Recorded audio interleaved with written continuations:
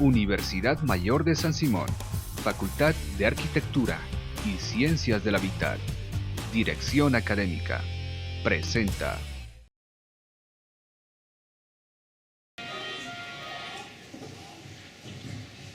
Bueno, hasta acá nomás el video. Antes de seguir con la presentación, quería hacer un breve paréntesis por si hubiera dudas sobre lo que presentó el video. ¿Alguna pregunta o alguna aclaración que fuera necesaria? No la hay. También aprovechar para, de alguna manera, reconocer la velocidad con la que hablamos los argentinos. Somos de hablar muy rápido, con lo cual estoy tratando de frenarme y no tener la misma velocidad. Pero, volviendo al contenido del video,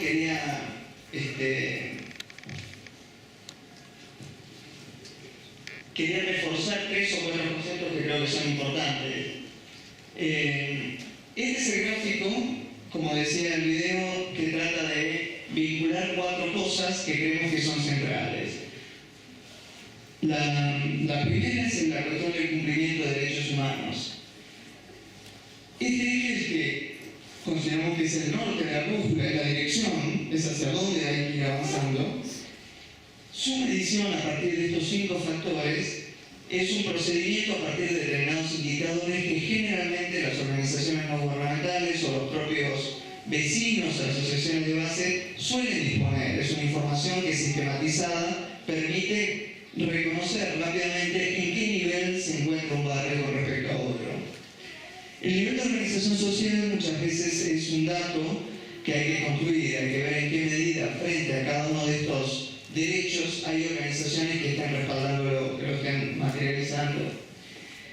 Esta cuestión de las obras frente a las regulaciones, de alguna manera lo que intenta es reconciliar lo que ha sido la planificación integral. Muchas veces el tema del derecho a la vivienda es mirado como una cuestión de obras, que hay que producir vivienda, cuando la realidad demuestra que en realidad no es un problema de producción de vivienda, sino que es un problema de gestión del hábitat, en el cual inclusive la realización de obras, contrariamente a lo que podríamos esperar, que ayudaría a mejorar las condiciones de vida de la gente, puede no ser así, sino que muchas veces realización de obras genera mayores plusvalías, o sea, valores de los terrenos que aumentan y que perjudican a los habitantes de ese barrio.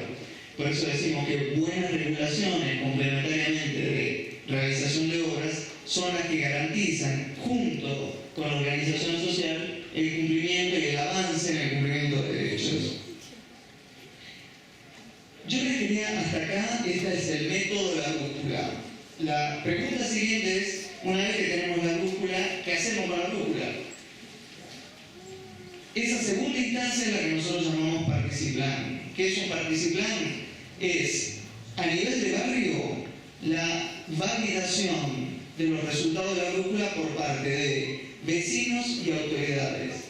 A nivel ciudad es la comparación de brújulas de distintos barrios, generalmente con la presencia del alcalde o de sus funcionarios de primera línea, para acordar una visión a nivel ciudad o a nivel barrio de cómo tratar con la cuestión de los asentamientos informales y los barrios populares. ¿Por qué es tan importante el participlan? Por 3 razones. La primera es que muchas veces hay mucha participación a nivel de barrio, pero cuando llegan las decisiones a nivel de gobierno, solo son los representantes o determinados personas que tienen acceso al gobierno quienes presentan y son presentados en forma de demanda. El barrio tal necesita esto y aquello, el barrio cual necesita esto otro.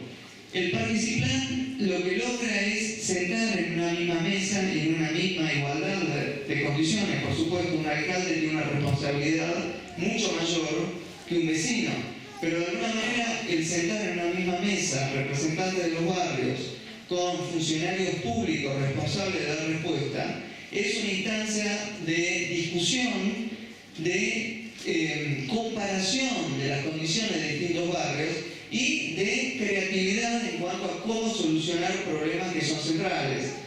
Esa creatividad pasa porque no todas las soluciones de los barrios se resuelven ni con leyes ni con obras que sean iguales para todas, Si bien obviamente una ley tiene que ser justa, tiene que no discriminar entre barrios, sí es necesario que una política urbano-habitacional o una política territorial sea lo suficientemente amplia para permitir que en el marco de distintas leyes se contemple la problemática específica de distintos barrios con localizaciones distintas, como decíamos antes.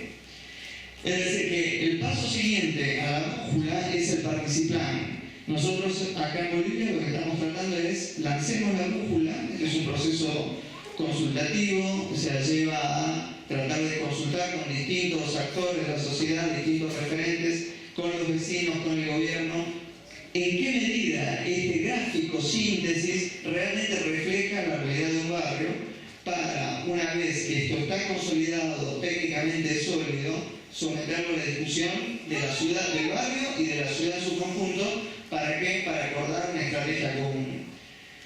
¿En qué está inspirado el Participlan? Hay una escalera que escribió un profesor, Einstein, que de alguna manera habla de que la participación pública tiene escalones. Él hace esta metáfora de la escalera. Entonces dice, un primer nivel básico es la manipulación. La manipulación es la participación mal entendida. De hecho, la manipulación no es participación. Es el intento por parte de alguien, quien fuese, de manipular la opinión de los que están participando en ese proceso. Este nivel tan bajo hay que tenerlo muy en cuenta porque muchas veces se incurre en manipulación sin mala intención, o sea, de alguna manera pensando que la gente realmente no entiende estas cuestiones técnicas de las cuales estamos hablando, con lo cual, sencillamente, nosotros ya sabemos lo que queremos hacer y simplemente la participación de la gente es para validar lo que ya sabíamos que queríamos. Este es el nivel 0. Hay un primer nivel que es lo que ya podríamos, según este marco conceptual lo llama terapia, en el cual los vecinos participan, los funcionarios también participan, pero cada cual cuenta los problemas de su barrio, pero sin que haya ninguna acción al respecto. Es una terapia, todos hablamos de nuestro problema, nos sentimos un poco mejor por hablar, pero no hay ningún cambio sustantivo. Si bien no quiero menospreciar la importancia de hacer terapia, pero en este caso nosotros decimos también que no es una participación conductiva, hasta puede ser muy frustrante participar recurrentemente en instancias que son puramente terapéuticas en lo individual, pero no lleva a ningún cambio. El segundo nivel es el que podemos denominar como de información, en el cual el vecino recibe información por parte de las autoridades y al revés, las autoridades reciben información por parte de los vecinos respecto de cuál es la situación del barrio. Pero es puramente información, hay intercambio entre los vecinos le cuentan cuántos son y el funcionario le cuenta cuáles son los planes futuros, pero no pasa más nada más que un intercambio de información. Un tercer nivel es consulta, es cuando además de recibir información, el funcionario viene y pregunta, ¿a ustedes les parecería bien que pasáramos la autopista por el borde del barrio? ¿Les parece bien que hiciéramos un plan de aguas? O sea, hay una instancia de consulta, sobre todo de los funcionarios con respecto a los vecinos. Un cuarto nivel, que es, lo llamamos aplacamiento, es cuando ya hay un conflicto de tierra, un conflicto de falta de algo, los vecinos están enojados, peticionan, pero peticionan con distintos niveles de violencia, y la autoridad respectiva sale a aplacarlos, con lo cual sale a prometerles cosas, pero lo mismo la palabra indica, no hay un plan, sale a tratar de calmar el enojo de la gente sin ningún plan atrás. Si bien es una instancia de participación válida, es muy peligrosa porque hace que se asuman compromisos que no necesariamente la autoridad pueda cumplir, porque está reaccionando a tratar de aplacar. Nosotros en Argentina tenemos mucho de esto, ¿sí? Tenemos muchas situaciones en las cuales los vecinos de los barrios populares reaccionan violentamente por, como vieron en el video, sus malas condiciones de vida, y las autoridades prometen cosas pero después no pueden cumplir. Y esto es muy frustrante y es muy malo, con lo cual desde esta perspectiva decimos, cuidado con esta instancia de aplacamiento. El quinto, y por eso cambio de ubicación, hasta acá nosotros decimos que la participación es muy limitada, es muy pobre. Es válida, es entendible, pero es pobre. El quinto es la asociación, es cuando ya el municipio puede ponerse de acuerdo con los vecinos y no mirarse uno con respecto al otro, yo vengo a decir lo que hay que hacer, sino que realmente hay un entendimiento mutuo. Se entienden, se ponen de acuerdo respecto de qué quieren hacer. El sexto y el séptimo creemos que es para otras realidades, pero no obstante nos parece bien observarla, la delegación del poder, cuando en definitiva el vecino se siente que puede delegar el poder en sus autoridades o las autoridades en los vecinos. Determinados problemas los delega. Y finalmente el séptimo es el control ciudadano, que es cuando el ciudadano directamente no tiene por qué estar detrás, sino que está controlando que las autoridades hagan lo que tienen que hacer. Les quiero contar muy brevemente en qué caso se aplicó, aunque ustedes ya vieron algo en la brújula. Los 4 casos, como pueden ver, si este es el plano de la ciudad de Buenos Aires, uno está muy próximo al centro, el segundo está en la primera corona, acá es una zona muy industrial, la tercera ya es casi campo, el cuarto y el quinto son directamente en el periurbano. Entonces, Villa Soldati, que ustedes lo vieron, tiene un nivel de cumplimiento relativamente alto, muy baja organización social, un nivel de obra pública realizada bastante alta, pero prácticamente no está regulado. O sea, es una zona desregulada. El Código de Planeamiento apenas da unos lineamientos, tiene un nivel de leyes muy bajo. La historia del barrio refleja que un poco se urbanizó en un terreno vacante, se urbanizó con grandes complejos habitacionales que declamaba el derecho a la vivienda, pero de alguna manera, por tratar de cumplir el derecho a la vivienda, desarmó un barrio que originalmente era obrero, tenía niveles de cumplimiento más o menos óptimos, y las condiciones no fueron positivas. El segundo barrio es Villa Zavala, que si bien el nivel de cumplimiento comenzó a menguar, está por debajo del 30, que comienza a ser peligroso. La organización social es más o menos parecida a la otra, porque también tiene complejos y demás. El nivel de obra es equilibrado y tiene un poco más de regulación. Plantea el típico caso de la primera corona metropolitana, donde los habitantes tienen también una proliferación de villas y asentamientos, con una historia de fuerte intervención del Estado con complejos, pero inmediatamente rodeado de situación de informalidad. O sea, el Estado invierte en vivienda, pero inmediatamente esa propia vivienda trae informalidad en sus lotes vacantes alrededor. El tercer caso es el barrio San Carlos, donde ya el nivel de cumplimiento de derechos sigue bajando, pero comienza a crecer la organización social, reduce la obra y reduce también la regulación, y como pueden ver es un barrio con calle de tierras. La historia del barrio es más o menos parecida, un barrio obrero comienza a urbanizarse, la llegada de migrantes del campo comienza a proliferar a nivel de asentamientos informales.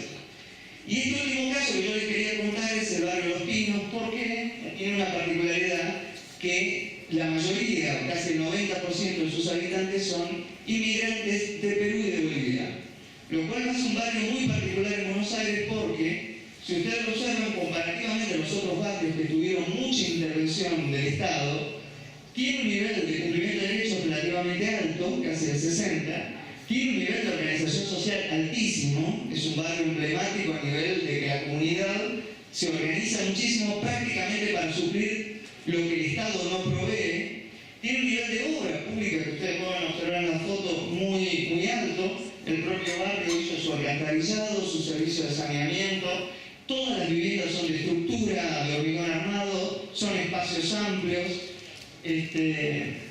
pero por ser un barrio informal tiene un nivel de regulación, marco regulatorio muy bajo.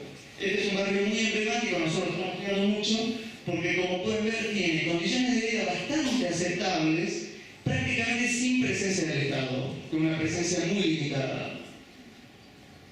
Esto ya lo vieron en el video, por lo cual no voy a volver, son las etapas. Esto simplemente para mostrarles cómo el instrumento sirve para caracterizar barrios. Creemos que acá en Cochabamba podría ser muy útil para entender cuáles son los barrios que han tenido fuerte intervención del Estado, cuáles son los barrios que, al contrario, el Estado no intervino demasiado, pero la organización social propia lleva un mayor cumplimiento de derechos, por lo cual lo mejor que puede hacer el Estado es facilitar la organización social y darle simplemente un marco regulatorio. Barrios que han crecido a nivel de un equilibrio entre las 4 cuestiones, y barrios que a lo mejor han tenido mucha inversión pública, pero prácticamente no han tenido regulación, con lo cual el mercado ha aprovechado eso. Esto también también es como para mostrarle cómo a partir de la brújula podemos hacer la historia de los barrios, cómo ha ido variando la condición. En un primer momento el barrio en su etapa fundacional quizás no tenía gran cumplimiento de derecho, pero de alguna manera el propio desarrollo barrial llevaba armónicamente al cumplimiento, que de golpe la intervención del Estado de alguna manera subrepticia o rápida llevó también a una irrupción y expansión de la informalidad, con lo cual el barrio se transformó en otra cosa. Y hasta ahí llegamos. Yo hasta acá quisiera parar. Simplemente decir como conclusión, tenemos mucha expectativa en los resultados que podría tener este método acá en Cochabamba. Es un instrumento que obviamente necesita adecuarse, adaptarse a la realidad de cada país. Tiene una serie de ideas generales, pero el trabajo que está encargando ahora la Fundación, los profesionales que están trabajando en esto es la adaptación, con lo cual los quiero invitar, y me parece bien a la gente de la Fundación, todas aquellas ideas, todos aquellos conceptos que les parezca pertinentes en relación a este instrumento, tratar de incorporarlos. Y quería aprovechar este ámbito donde tenemos personas formándose en planeamiento para escuchar sus críticas, escuchar sus observaciones, sus sugerencias. Nosotros normalmente hacemos un ejercicio para ponerlo en práctica, que no lo vamos a hacer hoy porque lleva mucho tiempo, pero quería llegar hasta acá en la explicación conceptual y darle lugar a preguntas o a sus observaciones.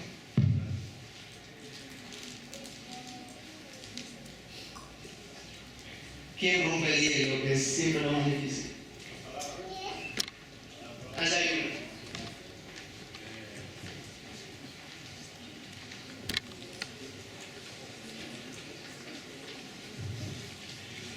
Primeramente, un saludo al expositor.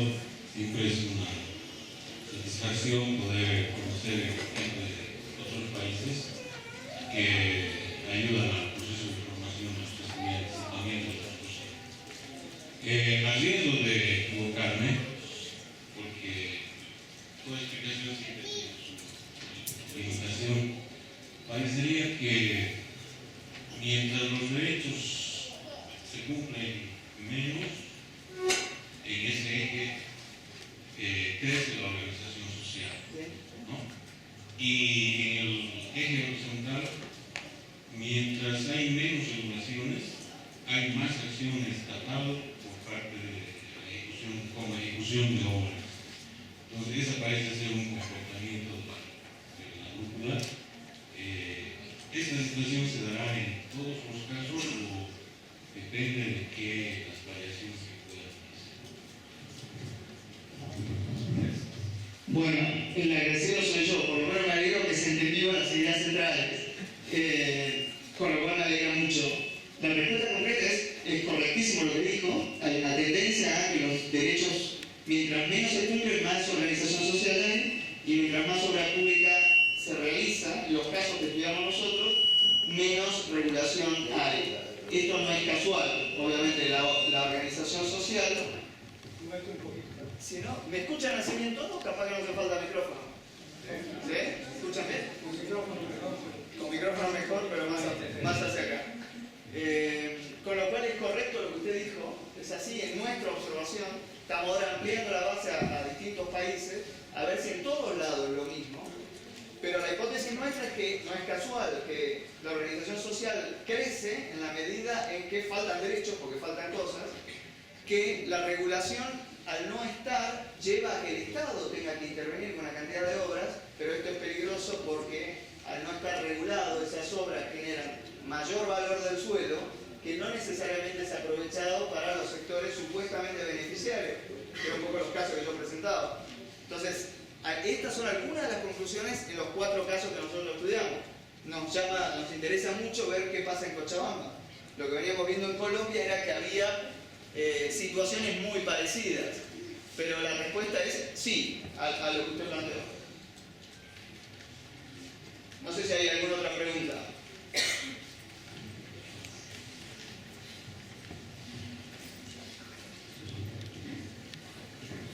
No sé si pregunta o observaciones sobre el tema.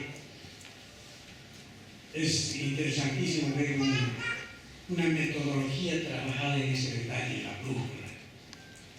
en su aplicación a Bolivia, bueno, podemos decir que aquí hay varios pasos ya dados desde la participación popular. Los más viejitos se acordarán que desde entonces comenzamos a plantear que la población debe ir participando en todo el proceso. Y tal vez ahí hay una pequeña diferencia, que ustedes hablan de aplicar la brújula y después recién de la participación. Uno, no nos ha ido tan bien, porque en la aplicación ha habido problemas. Hablábamos de un plan integral, que es más o menos el enfoque del programa. Entonces no se hablaba todavía de derechos de la ciudad, pero tenía sentido al hablar de un integral. Hablábamos de la urgencia de una planificación de un proceso dinámico, rápido, que no podíamos pasar los 4 o 5 años haciendo diagnósticos. Lamentablemente todavía no he visto esos procesos dinámicos. En Cochabamba estamos con el plan de ordenamiento territorial, que me disculpan los municipios están, creo que hace 12 años. Se han sacado algunas versiones, pero nunca aprobado, y la última ya lleva 3 o 4 años en el proceso, y casi en secreto, porque no hay participación. Tal vez el primer arranque, el plan estratégico sí fue muy participativo. Una cantidad de organizaciones, una cantidad de barrios participaron en definir los deseos, los sueños de Cochabamba. Pero hasta ahí hemos acabado el proceso. Todavía no tenemos un plan después de 12 años. En cuanto a lo participativo, sí ha habido incluso metodologías desarrolladas para hacer el plan participativo en nuestros municipios. Lamentablemente no hemos llegado a solucionar los problemas específicos de cómo entrar a hablar técnicamente con las comunidades. Y las comunidades al final han acabado haciendo simples listados de deseos para plantearlos al municipio. No hay esa metodología. Yo espero que esto de la brújula nos dé nuevos métodos técnicos para poder interpretar las ideas rápidamente y darle respuestas. Simplemente comento. Bueno, muchas gracias. En realidad la intención es esa. Y obviamente no sacar los colegas bolivianos sabrán cómo se interpreta esto a que en verdad pueda ayudar al objetivo que el señor está planteando, ¿no? Traducirlo esto a la gente. No sé si hay otras preguntas o intervenciones. No lo vi. ¿Quién? A ver, los más jóvenes. Ah, sí, allá hay un... Muy bien.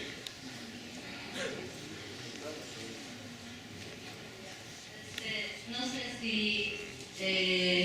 están considerando, en nuestro departamento tenemos mucho sobre lo que es la reducción de tierras agrícolas, ¿no?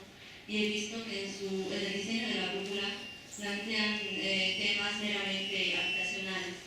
Entonces no sé en qué medida están tomando en cuenta lo que son las tierras agrícolas o lo que es el cambio de uso de suelo para frente a todo el camino que es la administración. Sí, muy bien. Yo sé que es muy importante esa pregunta para el contexto de Bolivia.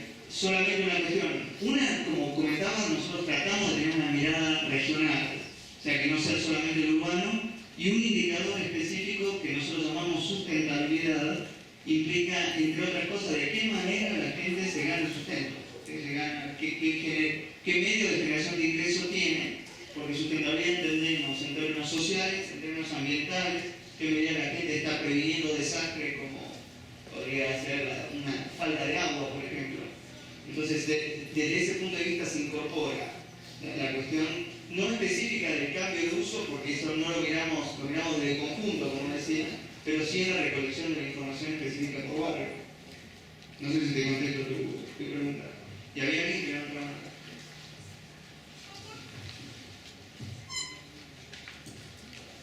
Muy buenas noches. Yo, por ejemplo, soy vicepresidente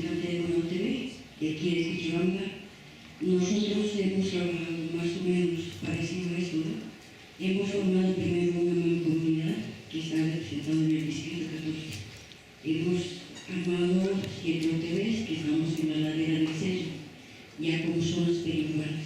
Luego hemos hecho el cambio de uso de suelo.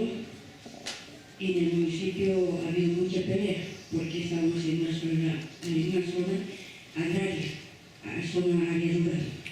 Para esto el cambio de uso de suelo ha tardado casi 2-3 años. El asentamiento primero se hizo desde 1999 y luego recién la pelea ha empezado en 2009. Se hace el cambio de uso de suelo y luego recién hemos entrado a lo que es el plan especial unitario para poder viabilizar los perímetros en manzanos, y estos manzanos tienen que representar sus áreas verdes, pero hemos tocado con lo que son los loteadores. Los loteadores, en primer lugar, los cochabambinos son, como le puedo decir, eran colonos que han heredado terrenos en 1952. Estos terrenos, los diferentes hacendados les han regalado, y estos como dueños, nietos, sobrinos, han heredado estos terrenos, los sobrinos, en área rural, y nos han vendido porque ya estaban en zonas periurbanas. Pero a los colonos les han acaparado los loteadores, y estos loteadores han vendido como pan caliente a un precio bajo, pero sin preservar son los que son áreas de equipamiento, áreas verdes. Solamente se han ocupado en tener terreno, vender terrenos, como un arquitecto que lo medía con una wincha y hablaba y le decía tanto te va a salir. Entonces a esa pelea hemos chocado fuertemente. Nos han vendido con una minuta que ha sido la parte legal. Y luego nosotros hemos ido ya todos uniéndonos en grupo, hemos ido avanzando para ingresar a lo que es la mancha urbana. Una vez que hemos ingresado a la mancha urbana, hemos hecho el plan especial en detalle y hemos chocado con lo que es la regularización, la tercera etapa, en la cual el derecho propietario se tenía que definir. Para eso ha habido mucho problema, porque se vive hasta el muerto, que dice ser dueño. Sin embargo, en esa parte, por ejemplo, no hay un documento legal. Ya nosotros en estas alturas estamos con lo que es la regularización por una ordenanza que se ha hecho de la ordenanza municipal 4395, la cual nos ha dado la regularización individual. Para eso nos han dado 5 pasos. Primero, presentar la planimetría con puntos referenciados. Segundo, preparar la documentación, que son nuestras documentaciones son únicas, porque los señores actores que tienen derechos legales de documentos, para poder dar una firma a estas alturas nos cobran $1000. Y nosotros, que somos de escasos recursos, no podemos pagar esa cantidad. Y vuelven a decir, son nuestros deseos. Por ejemplo, ese choque tenemos en lo que es la parte legal. Pero nosotros, con la alcaldía, con la parte legal y las reglas, hemos llegado a un consenso. Pero siempre a esto interviene lo que es la parte política. Los loteadores están bien metidos en la parte política. Y yo quisiera, como dirigente, decir, por ejemplo, este plan de la brújula es muy importante, porque hay un consenso directo entre autoridades y sociedad, mientras en el momento hay gente que interviene políticamente y se mete y hace sus juegos dentro, y con esas respuestas directamente nos hacen participar a lo que quieren. Y eso quisiera que aquí en Bolivia un poco desaparezca, ¿no? Y a nosotros nos interesa muy importante este plan que trae Argentina, porque hay una participación y la expresión de la gente está respetando. Gracias. Muchas gracias por el comentario. Quería decir una reflexión nomás con respecto a la academia. Este es un método, como se habrán dado cuenta todos, muy académico en su concepción, es casi filosófico, ¿no? Como decía recién el participante anterior. Pero allá la señora nos plantea una cuestión muy práctica: cuáles son los problemas que se encuentran en una OTB cuando quiere llevar adelante procesos como este.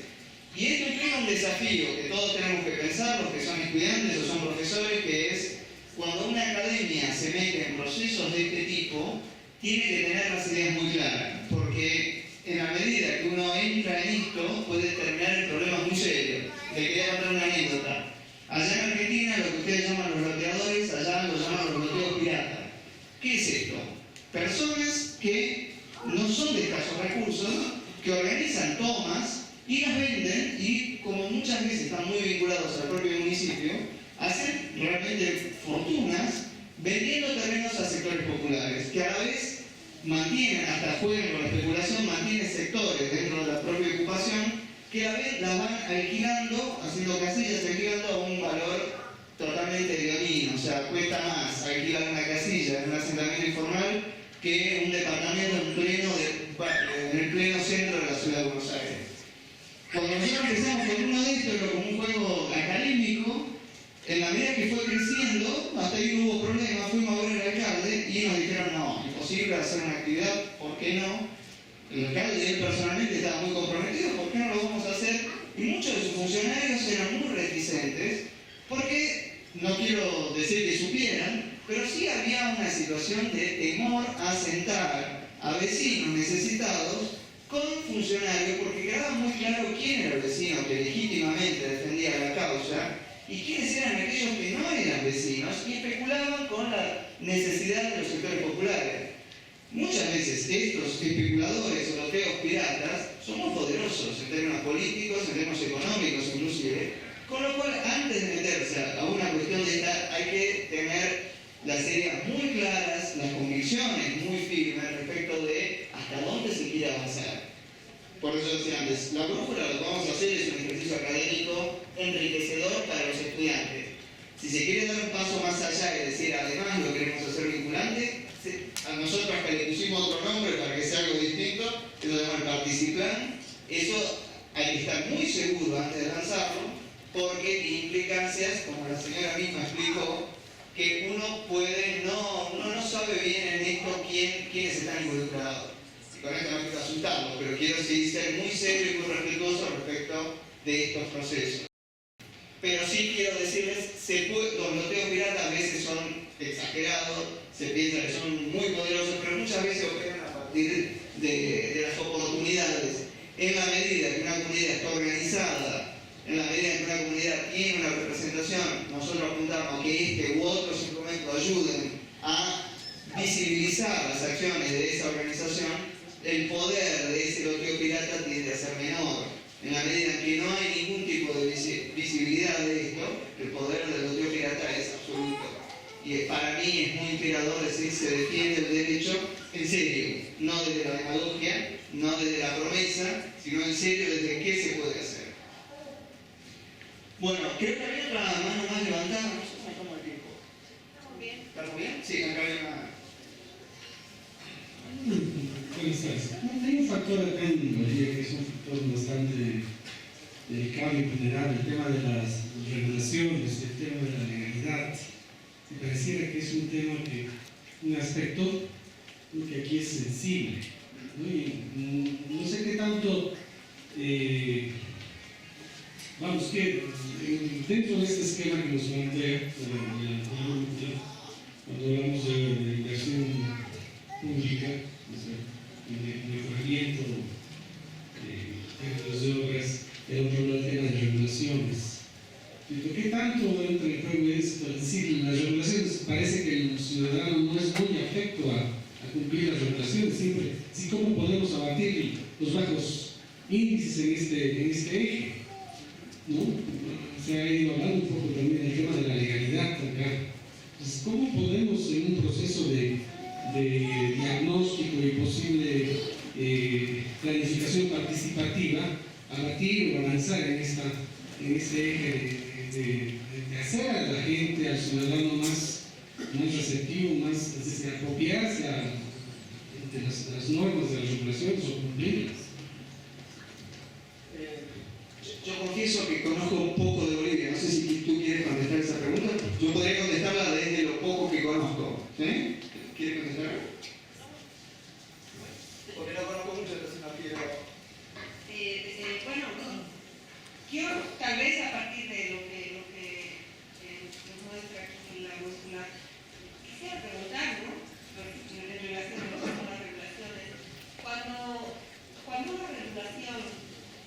vulnera tan permanentemente, ¿está bien está mal la regulación o somos demasiado mal educados? Es una pregunta que me he hecho muchas veces. Cuando creamos regulaciones que de alguna manera no están dando respuestas adecuadas y de pronto sistemáticamente las vamos vulnerando, algo está mal, ¿verdad? Probablemente la regulación no está bien pensada o no hemos creado los instrumentos adecuados para que esa regulación pueda cumplirse adecuadamente. Y yo solamente diría ahí el ejemplo, la preocupación de algunas de las estudiantes respecto a algo que todos estamos preocupados, el parque Tunari. El parque Tunari o las zonas agrícolas, ¿verdad? Hay una pregunta que me hago siempre cuando porque sabemos que lo que está pasando en el Tunari es exactamente riesgoso, ¿verdad? Eso está poniendo en riesgo muchas cosas en el futuro. Mi pregunta siempre es la siguiente, ¿verdad? Ok, prohibamos que la gente se asiente en el parque Tunari, pero si no le decimos dónde se puede asentar, ¿cómo esperamos que cumplan esa regla? Es lo mismo con el distrito 9, la zona agrícola. Ok, prohibido asentarse en zona agrícola, porque es zona agrícola, hay que protegerla y todo lo que ustedes quieran y que estoy plenamente de acuerdo. Pero si solamente prohibimos, y esa es una cuestión de planificación, nos compete absolutamente.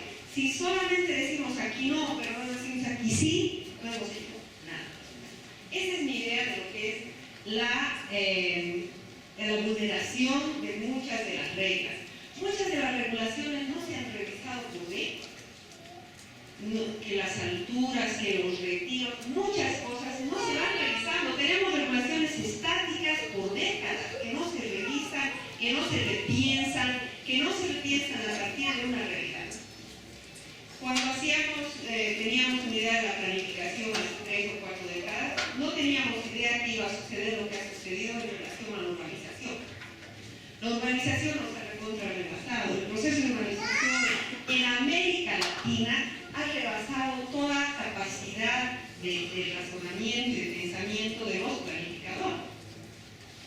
Pero lo más terrible del asunto es que a partir de esa realidad no hemos creado instrumentos alternativos que nos permitan seguir el ritmo de ese proceso tan violento y tan fuerte, ¿verdad? No somos los únicos, América Latina está en las mismas. Todos los países tienen lo que tenemos nosotros. La mayoría de las ciudades, siempre decimos en las clases los profesores, ¿verdad? La ciudad no la hacemos los planificadores para nada. La hace la gente por su propio esfuerzo, como mejor puede, donde encuentra dónde hacerlo. Y ahí hay los procesos que además, cuando el suelo se ha convertido en un capital tan importante para hacer ganancias, un recurso del cual puedo sacar réditos, entonces tenemos además una generación cada vez más fuerte de especuladores del suelo, porque no existen instrumentos que nos permitan decir, ok, si quiere ganar del suelo, pero va a pagar fe. Por esto, por un pedazo de terreno puede tenerlo, pero si ya tiene 2, que tiene 3, cada vez es menos rentable acaparar suelo, ¿verdad? Es decir, una cantidad de reglas de juego que no las tenemos, ¿no?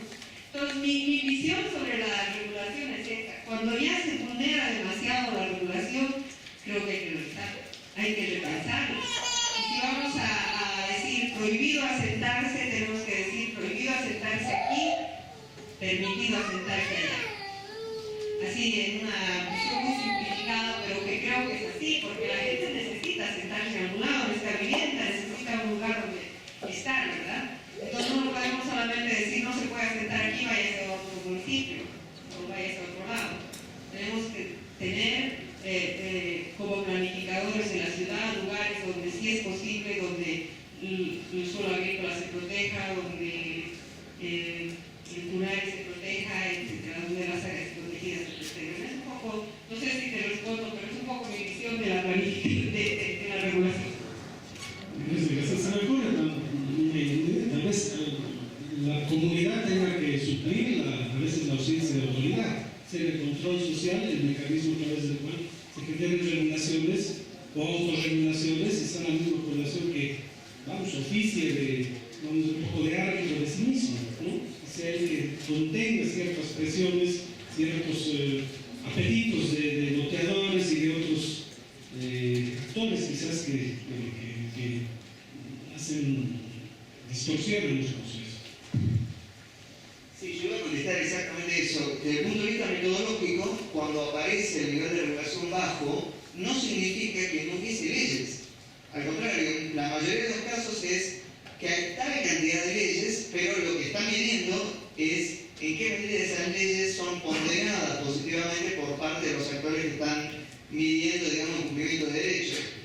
Por ejemplo, esto que está mencionando recién, en la mayoría de los casos que nosotros estamos trabajando, la cuestión del suelo y la vivienda, cuando uno va a la regulación juega un rol en Argentina absolutamente negativo. Por ejemplo, en la provincia de Buenos Aires, una ley que se llama el 8912, que lo que hace es obligar para ser formado un lote de 10 metros de frente por 30 de fondo. Ningún sector popular hay que tenga infraestructura, si no, no le puedo dar titularidad a la tierra.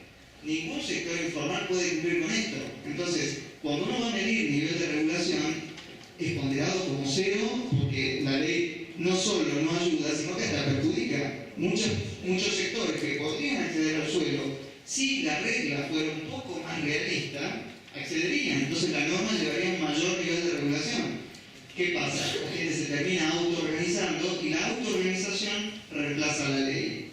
Entonces, cuando hablamos de regulación, hablamos del marco regulatorio legal formal, pero también hablamos del marco informal. El tema es en qué medida reducimos la brecha, que no sea tan grande, las leyes están acá y la realidad de la autoorganización de la gente está tan lejos que es irreconciliable, que es un poco su comentario.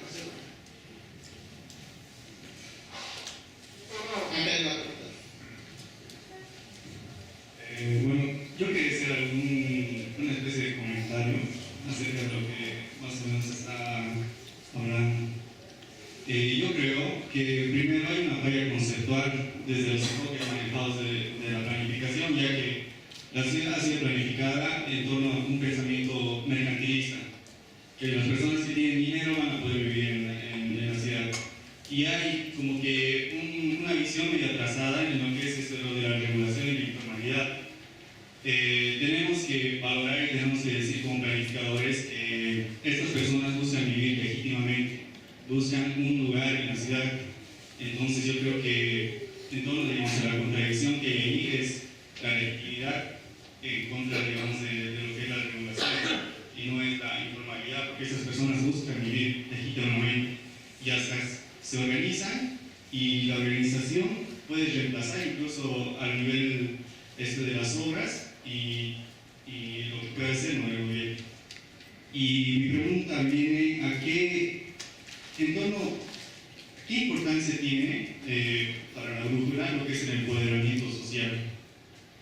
Y digamos, ¿cuáles han sido las diferencias que ha observado en torno a lo que son los aspectos culturales en la organización? Porque los bolivianos tienen la facilidad de tener esa fortaleza en lo que es la organización. Entonces, es lo que voy a encontrar en todos lados acá, y se lo garantizo. Bueno, muchas gracias. En cuanto a tu comentario, acuerdo totalmente. ¿Sí? De hecho, justamente el intento de regulación y obra es reconciliar la visión de derechos por sobre encima del enfoque mercantilista de renta de suelo. Ahora, tú dijiste algo que me parece muy importante, que es la ciudad fue concebida con esta lógica. ¿Cómo salimos y cambiamos de lógica? Y en esto tenemos que ser también muy responsables en el sentido de que no podemos pretender que de un día para otro de golpe la ciudad deje de ser rentista, porque, como decía un amigo mío, es un chiste, espero que no lo tomen mal, pero dice, de la sociedad capitalista todos somos accionistas.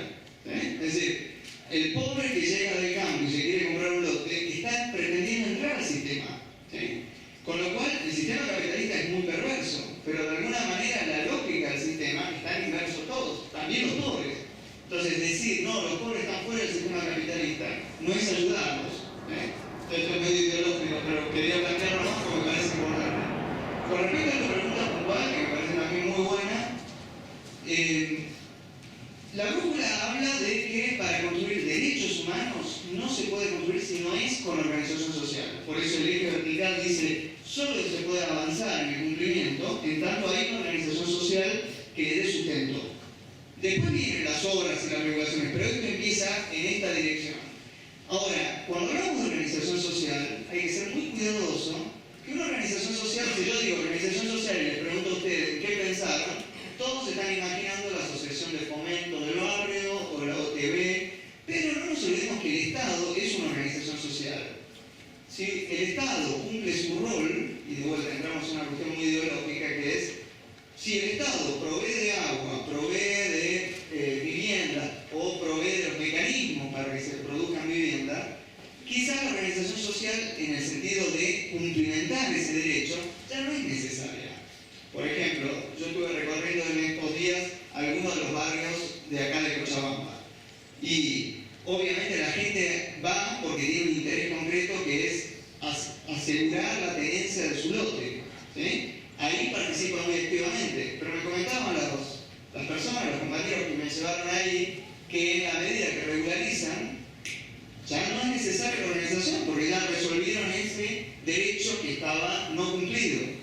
Entonces, no seamos demasiado idealistas de pensar que la organización social primero resuelva, tiene que ser necesariamente para resolver todo, porque a veces cuando hay cuestiones que están resueltas, que el propio municipio las resuelve, es un poco forzado pretender que la gente se siga juntando cuando tal vez la gente tiene también su vida que vivir y no necesariamente tiene que estar participando en todo lo que nosotros pensamos que es necesario que participe, ¿sí? Es mi opinión personal. Ahora, cuando hablamos de organización social tenemos que ser muy amplio. Es la agrupación de los vecinos, es las cooperativas, que a lo mejor una cooperativa de agua bien administrada, es una organización social, es el Estado en sus distintos niveles, es quien sea. El ejemplo que yo puse de los bolivianos, lo puse en Argentina, lo puse a propósito, porque ese es un ejemplo en el cual la organización social casi no necesita el Estado, casi llegó a nivel de derechos muy alto. Pero quiero advertir, esa es una situación muy artificial que desgraciadamente, y lo digo con respeto, el Estado argentino no se hace cargo de los inmigrantes que están ahí. No es una situación, lo planteo como un ejemplo de organización y de respeto por parte de quienes han logrado todo eso, pero no podemos dejar de lado que el Estado tiene un rol a través de obras y a través de regulaciones de asegurar que el cumplimiento de derechos sea del 100%. El hecho que la gente se autoorganice para resolver cuestiones no excluye la responsabilidad que tiene el Estado en resolver cuestiones estructurales. Los vecinos pueden resolver problemas de su barrio, pero cuestiones estructurales como el agua, como las infraestructuras en general, tienen que ser resueltas a nivel ciudad porque no tienen otra resolución. ¿Está bien? ¿Alguien más quería preguntar algo? O hacer un comentario, porque esto, insisto, es ideológico, es mi opinión personal. Inclusive si lo discutimos a nivel de mi grupo, cuando venga el próximo, capaz que te dicen una opinión distinta. Este gráfico que yo conté de los niveles genera mucho debate entre nosotros mismos, porque es muy ideológico, lo separo de la técnica de la brújula, pero creo que es bueno que llegue a ese tipo de discusión. ¿Algún comentario más? Entonces me despido yo, le paso la palabra a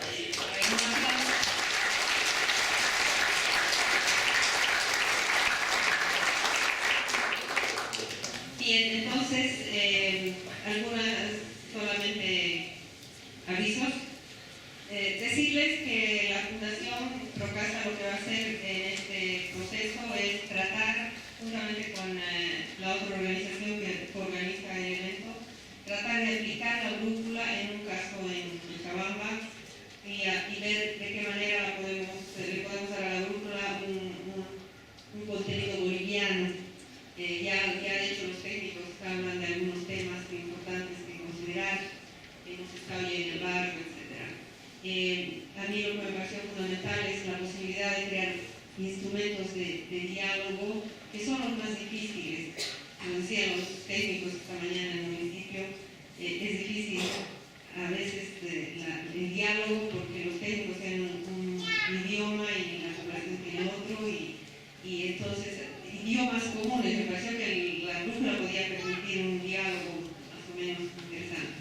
Vamos a probar con el objetivo fundamental de ver si podemos aportar con ideas a la creación de un instrumento que pueda ser empleado en Bolivia para este gran tema que es el tema de los asentamientos, que particularmente yo le llamo no autorizados, no quiero estar ni legales, ni formales, ni nada de reflexión de tesis, sino le quiero un nombre, no autorizados. Es menos descalificado, ¿verdad? Ese es el primer aviso y esperamos poder compartir en algún otro momento la venida de Fernando. Su equipo va a ser de tanto en tanto, por lo tanto vamos a tener otras posibilidades de escuchar a otros profesionales con otros temas que tienen que ver con la cultura, ¿verdad?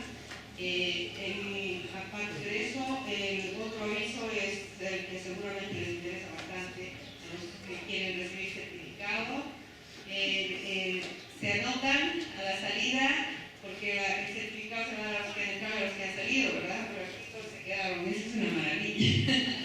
Entonces, porque la Facultad de Arquitectura es la que va a dar los certificados, ya nos ha anunciado la directora académica, que van a preparar ellos y van a recibir su certificado con los participantes. Lo tercero es agradecer mucho a Fernando y realmente gracias por todos los aportes que he estado haciendo estos días y a todos ustedes.